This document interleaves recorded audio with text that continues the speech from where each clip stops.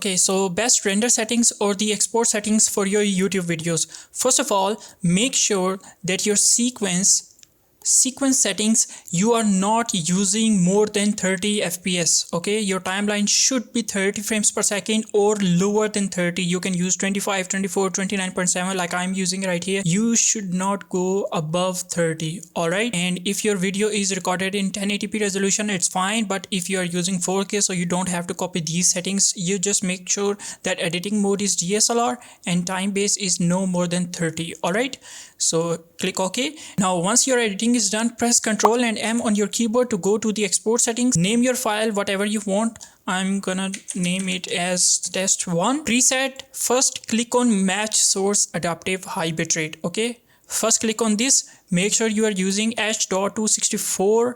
all right, okay, so to make your videos look good on YouTube after uploading, you should upload your videos in 2K or 4K resolutions.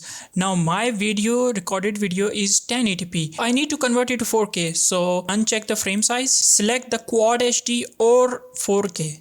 I am gonna use the Quad HD. Check these two boxes to get the highest quality. Now get down over here in the bitrate setting. You should always use the CBR, constant bitrate, and the value you should set it to 50 or 55. okay, 55 or 50, no less than 50. all right, now you can easily upload this video on YouTube, and after that you can check your video quality after uploading the video. all right, so that's it. Hope you like the video.